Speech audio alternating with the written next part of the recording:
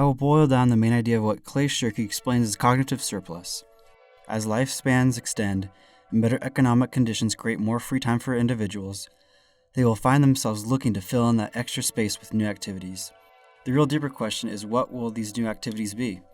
For some, they may choose to work more, innovate more, learn more, create more, or etc. Shirky illustrates that as the economic GDP has risen since World War II, we have been growing a larger surplus of free time to make these kinds of decisions, especially in the United States.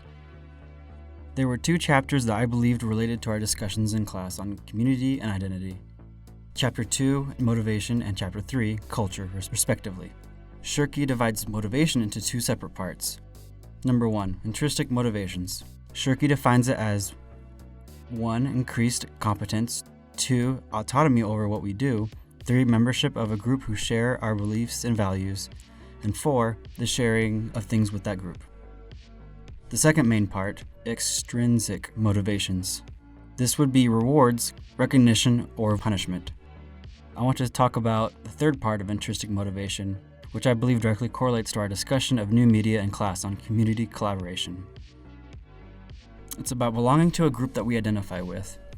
One of his specific examples was fanfiction writers, such as what could be found in the Harry Potter community. Like the example of the Halo players and McGonagall's becoming a part of something bigger, fanfiction writers feel like they are part of the franchise and doing something epic and bigger than themselves. They fiercely defend both their own fanfiction creations, the fandom, and the franchise of which they are fans of itself. Shirky also references World of Warcraft, where users can roleplay as wizards or elves. This is a game where missions usually cannot be completed as a single player. You have to finish them in clans or organized online groups within the game. This is an example where cognitive surplus is used more for entertainment and amusement. From an outside perspective, they may look like weirdos or losers, but Shirky insists we look more at people's motivations rather than the question, the behavior itself. He explains that people need to spend their free time in communities that reflect their values and beliefs. Humans are social animals and desire acceptance, whether they acknowledge it or not. They will find this acceptance within groups that hold their same values and beliefs. The digital age and new media allows people to connect to communities that they may not have known about in the past. Shirky delves into this even deeper in the chapter on culture, where he essentially reiterates his point that group collaboration is essential to a community's function as a significant use of our cognitive surplus. I felt this related to our discussions on identity in new media.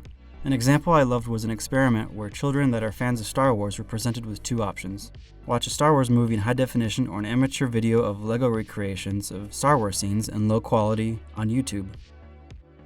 You can guess what the kids picked. They knew the Star Wars movies already, so they sought the novelty of the amateur Star Wars LEGO videos on YouTube. These children decided to spend their time with media with which they identified their culture, but more like a fandom. This presents an interesting idea where identity and culture can overlap with fandom. It doesn't stop at simply satisfying a sense of belonging either. It can produce social good as well. Another example was the website patientslikeme.com, a website and platform where students can connect with others with the same disease or condition.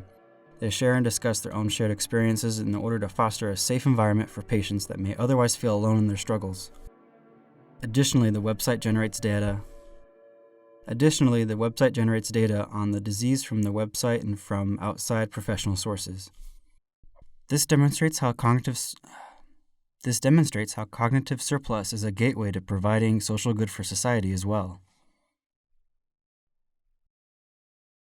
In closing, my personal thoughts on the matter is that as Americans, we're generally very privileged and lucky since we probably have more cognitive surplus than the average global citizen. That doesn't inherently make us terrible. We just now have a responsibility to be active users of our free time and cognitive surplus rather than be passive users. Most importantly, we need to use it for the good of others, ourselves, and the society in general.